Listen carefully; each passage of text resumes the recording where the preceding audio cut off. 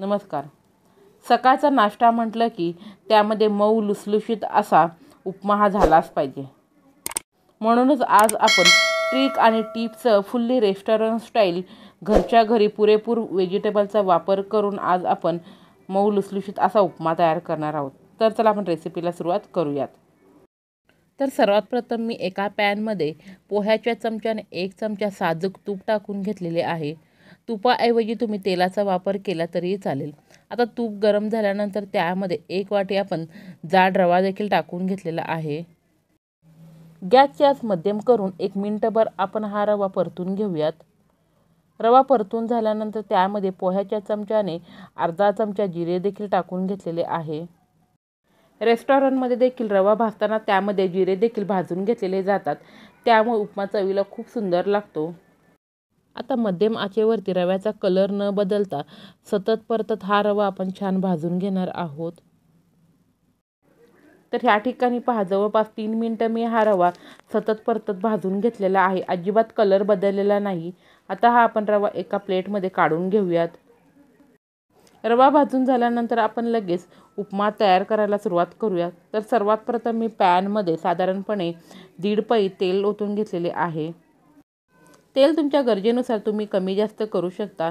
आता तेल गरम झाल्यानंतर त्यामध्ये पाव चमचा राई टाकून राई छान फुलल्यानंतर त्यामध्ये पोह्याच्या चमच्याने साधारणपणे 1 चमचा आपण चणा डाळ टाकून घेतलेली आहे. त्यानंतर 1 चमचा उडदाची डाळ. उपमा करत असताना फोडणीमध्ये चण्याची डाळ आणि उडदाची डाळ टाकून घेतल्यामुळे उपम्याला खूप छान टेस्ट येते, त्यामुळे तुम्ही ह्या डाळी अजिबात स्किप करू नका. आता मध्यम आचेवरती आपण या डाळी तेलामध्ये छान फ्राय करून घेणार आहोत. डाळीनं हलकासा सोनेरी रंग आला की समजायचं डाळी व्यवस्थित तेलामध्ये फ्राय झालेल्या आहेत. आता त्यामध्ये मी 4 ते 5 काजूच्या पाकळ्या टाकून घेतलेल्या आहे. काजू पूर्णपणे ऑप्शनल आहे. त्यानंतर त्यामध्ये मूठभर शेंगदाणे टाकून हे देखील आपण मध्यम गॅसवरती 1 मिनिटभर व्यवस्थित परतून घेणार आहोत. शेंगदाणे छान कुरकुरीत झाल्यानंतर त्यामध्ये पाव चमचा किसलेलं आलं, 7 ते 8 कढीपत्त्याची पानं, 2 हिरव्या मिरचीचे तुकडे टाकून ते देखील आपण तेलामध्ये व्यवस्थित परतून घेऊयात. उपमा तयार करण्यासाठी जे साहित्य घेतले ते तुमच्या आवडीनुसार तुम्ही कमी जास्त करू शकता. त्यानंतर त्यामध्ये 1 उभा चिरलेला कांदा देखील मी टाकून घेतलेला आहे. कांदा हा आपण पूर्णपणे लालसर न करता फक्त तेलामध्ये हलकासा मऊ होईपर्यंत आपण कांदा परतून घेणार आहोत. कांदा तुम्ही लालसर होईपर्यंत भाजून घेतला की उपम्याची चव पूर्णपणे बदलली जाते, त्यामुळे कांदा अजिबात लालसर होईपर्यंत भाजून घेऊ नये. कांदा हलकासा मऊ पडल्यानंतर त्यामध्ये मूठभर आपण हिरवा मटार टाकून घेतलेला आहे. मटार हा पूर्णपणे ऑप्शनल आहे. त्यानंतर त्यामध्ये मूठभर आपण गाजराचे तुकडे देखील टाकून घेतलेले आहे. मुलं भाजी खाण्यासाठी कंटाळा करतात, अशा प्रकारे उपम्यामध्ये तुम्ही भाजी टाकून उपमा केलं की मुलं देखील आवडीने खातील.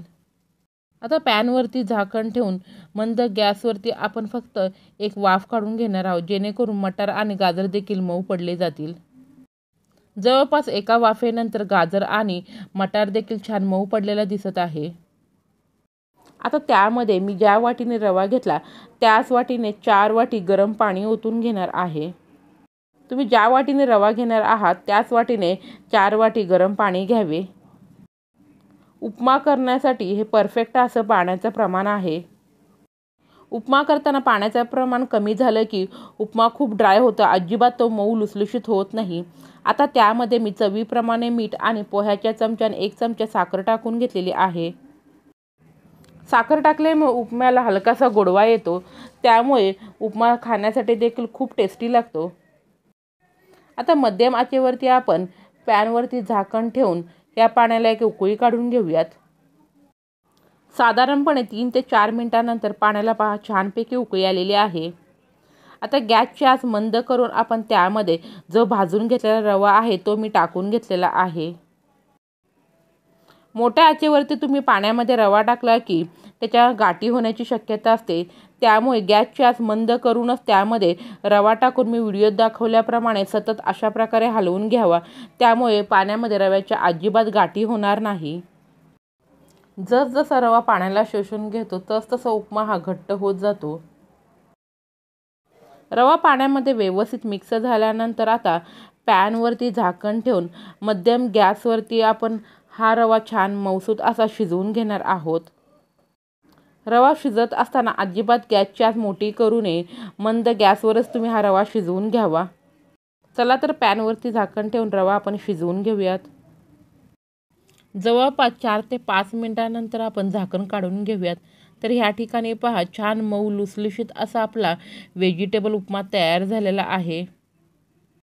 रवा शिजण्यासाठी अजिबात जास्त वेळ लागत नाही आणि भाज्या आपण अगोदरच वाफवून घेतल्यामुळे भाज्या देखील शिजायला जास्त वेळ लागत नाही।